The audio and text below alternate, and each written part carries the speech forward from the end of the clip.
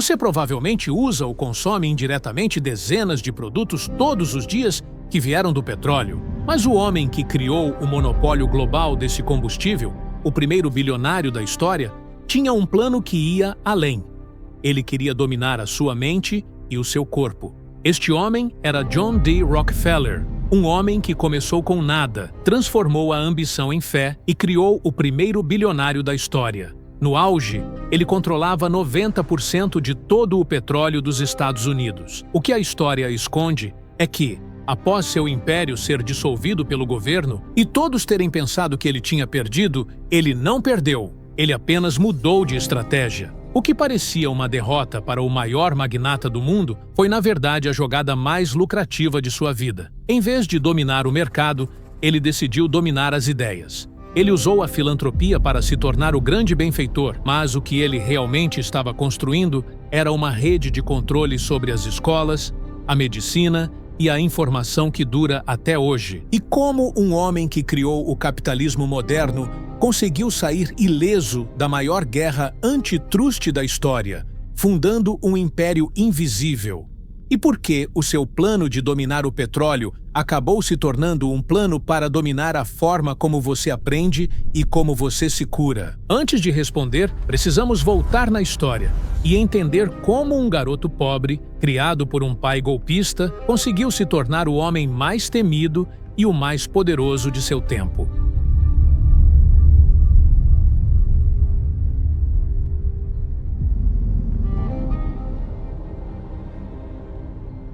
John D. Rockefeller veio ao mundo em 1839, em uma família de fazendeiros muito pobre. Sua infância foi muito difícil por causa do pai, William, apelidado de Bill, o Diabo. William era um homem de golpes, que vendia poções falsas e frequentemente desaparecia por semanas. Porém, essa vida instável, estranhamente, fez com que o jovem John se tornasse um homem extremamente disciplinado e com uma fé muito forte. Rockefeller acreditava em um destino traçado por Deus, onde o sucesso financeiro não era apenas uma ambição, mas sim um sinal divino como uma missão. Essa convicção, somada à necessidade de escapar da pobreza, o transformou em um dos indivíduos mais obstinados da história empresarial. Aos 16 anos, ele iniciou sua carreira como contador, uma posição que rapidamente o viu controlar finanças e alimentar seus sonhos de riqueza. Sua audácia se manifestou cedo e, com apenas 18 anos,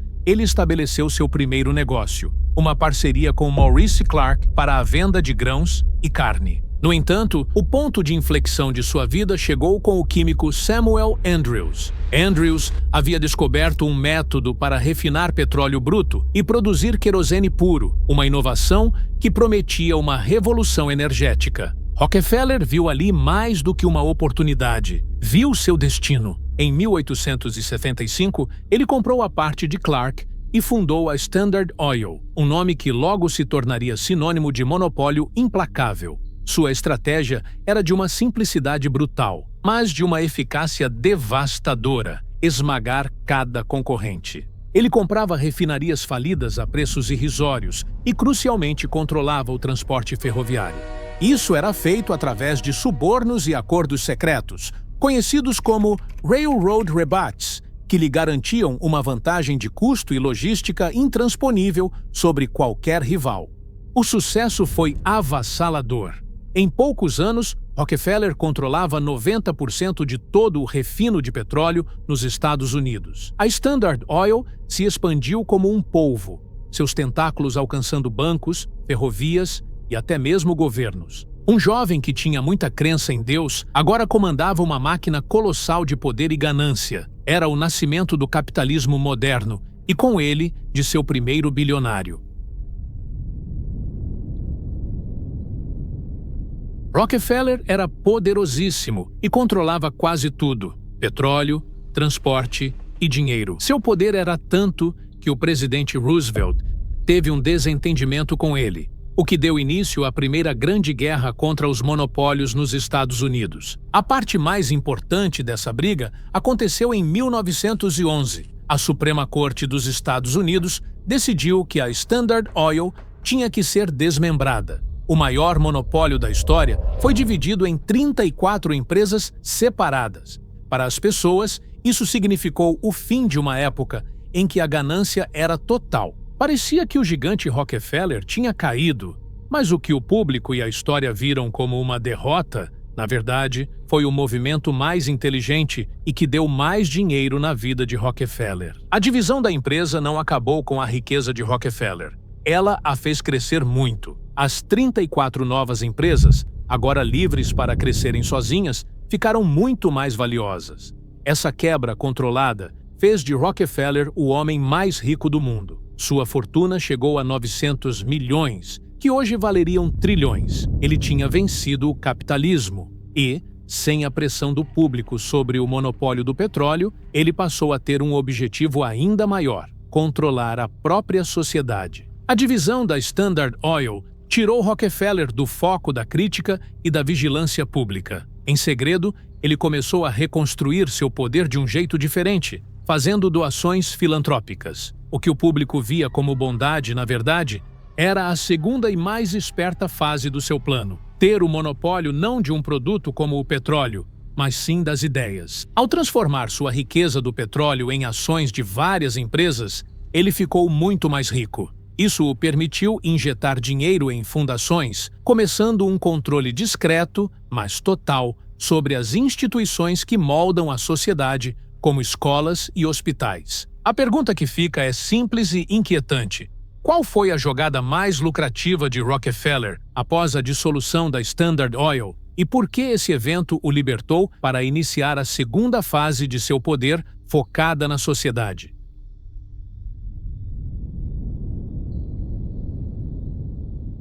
A resposta é a chave para o Império Invisível. A jogada mais lucrativa de Rockefeller foi a multiplicação da sua riqueza quando a Standard Oil foi dividida em 34 empresas. O valor dessas novas empresas disparou e as ações que ele manteve valeram muito mais do que toda a sua fortuna no tempo do monopólio. A quebra da empresa o libertou porque tirou o foco da briga legal e da pressão do público sobre seus negócios.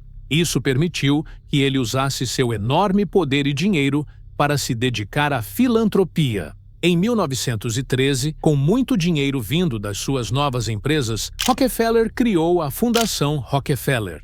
Isso não foi só um gesto de bondade, foi uma tática para mudar sua imagem, transformando-o de um vilão cruel em um grande benfeitor. Ele começou a dar muito dinheiro para universidades, hospitais e pesquisas. No entanto, Rockefeller tinha em mente que quem financia dita as regras, e ele queria que as instituições seguissem um caminho bem específico. O primeiro alvo de Rockefeller foi a educação. Com a ajuda do seu braço direito, Frederick Gates, ele criou o General Education Board. O objetivo não era criar pessoas que pensassem por si mesmas, pensadores críticos, mas sim treinar trabalhadores que fossem obedientes e fáceis de controlar. A ideia de Rockefeller era direta: não precisamos de filósofos, mas sim de pessoas que façam de forma perfeita o que seus pais faziam de forma errada. Dessa forma, a escola moderna que ele financiou e moldou se tornou uma espécie de linha de montagem de pessoas, feita para evitar o pensamento crítico e preparar a mão de obra que as indústrias precisavam. Depois da educação, Rockefeller focou na área da medicina, onde seu controle seria ainda mais forte e duradouro. Em 1910, ele pagou pelo relatório Flexner, um estudo que criou um padrão único para o ensino de medicina. O ponto principal desse relatório foi que ele causou o fechamento de centenas de escolas de medicina que usavam métodos alternativos, não tradicionais. A partir desse momento, a medicina passou a focar em duas coisas principais: remédios patenteados e tratamentos químicos. É curioso que muitos desses remédios vinham do petróleo, o mesmo produto que deu a Rockefeller sua riqueza inicial. Rockefeller tinha influência da forma que as pessoas se curavam. Ele fez alianças com as indústrias de remédio. Se juntou a grandes grupos, como a IG Farben, que mais tarde gerou empresas gigantes como a Monsanto e a Dow. O sistema que ele criou era muito inteligente e discreto. A Fundação Rockefeller dava dinheiro às escolas de medicina. As escolas formavam médicos que só usavam o protocolo químico. As farmacêuticas produziam os remédios. No final, o lucro desses remédios voltava para a própria fundação. Era o controle total, o monopólio supremo, mas escondido sob a máscara de que era para o progresso e para a cura. Mas o poder de Rockefeller foi muito além da educação e da saúde. Ele também alcançou o controle da informação. Ele financiava jornais, institutos de pesquisa e centros de mídia, o que lhe permitia influenciar de forma discreta o que era ou não publicado. Qualquer crítica ao seu sistema era rapidamente silenciada. Terapias alternativas, que poderiam ser uma ameaça ao seu modelo de remédios patenteados, eram ridicularizadas e deixadas de lado. A ciência, sob sua influência, parecia justa, mas só prosperava aquilo que ele escolhia financiar e validar. Assim foi criada a Matrix Rockefeller, uma rede de poder complexa que transformou o conhecimento e a ciência em uma forma de controle social.